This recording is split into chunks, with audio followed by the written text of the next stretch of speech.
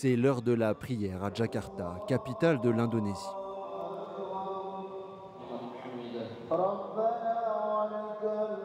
Aujourd'hui, dans la mosquée Istiklal, la plus grande d'Asie du Sud-Est, les fidèles se pressent malgré les fortes chaleurs. Ici, pas besoin de climatisation grâce à une architecture pensée pour créer des courants d'air. Vous pouvez vraiment le ressentir.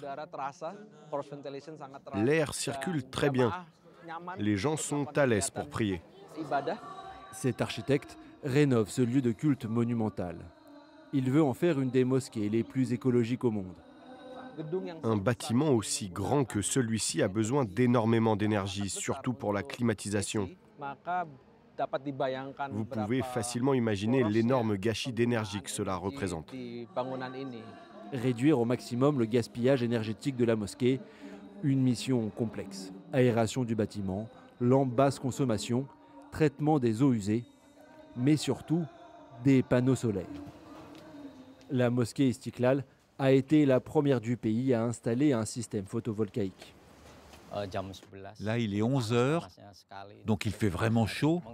Donc on vérifie que les panneaux solaires fonctionnent correctement.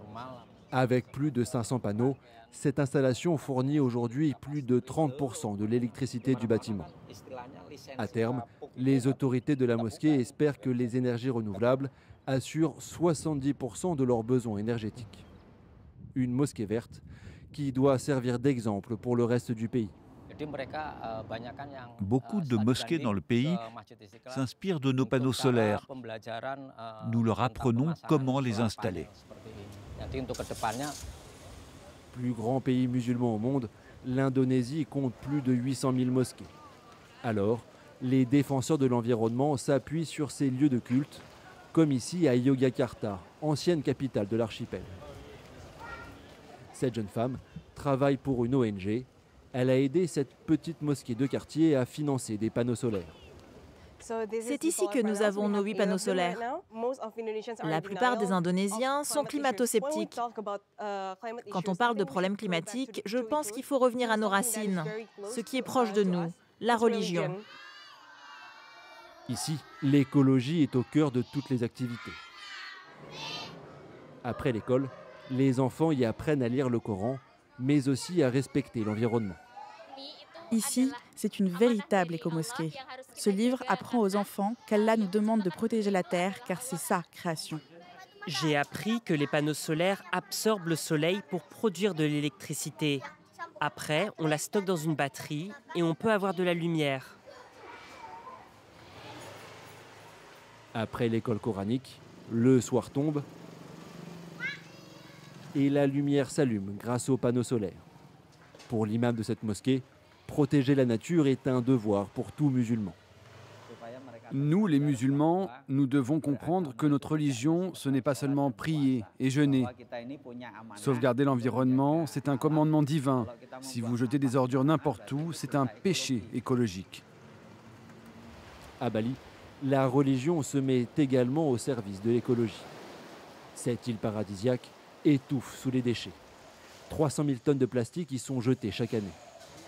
Pour mieux ramasser et recycler ces ordures, une ONG a eu l'idée de s'appuyer sur l'un des 3 piliers de l'islam, la charité. Aujourd'hui, on collecte les déchets plastiques. Et comme vous pouvez le voir, ils remplissent cet énorme sac. La religion est comme un outil pour encourager la population à changer de comportement. C'est très efficace. Dans cette école musulmane, les élèves et leurs parents ramènent tous les matins des déchets plastiques. Des ordures ensuite collectées par l'ONG, près de 5000 kilos en un an. Plus qu'un simple geste citoyen, un acte de foi. La propreté, ça participe à notre croyance. En plus, avec ce programme, nous faisons des dons. Et ça, c'est très important dans l'islam. Des déchets considérés comme un don. En Indonésie, le plastique recyclable peut être revendu. De quoi financer plusieurs programmes sociaux. Pour nous, c'est comme de l'or. Grâce à ce programme, nous donnons le plastique et nous obtenons une récompense que nous donnons ensuite aux enfants qui connaissent des difficultés économiques. Dans tout l'archipel, l'islam cherche à éveiller les consciences à l'écologie. Et il y a urgence. D'ici 2050, le pays sera l'un des plus affectés par le changement climatique. La Banque mondiale estime que près de 42 millions d'habitations et 2000 îles sont menacées par la montée des eaux.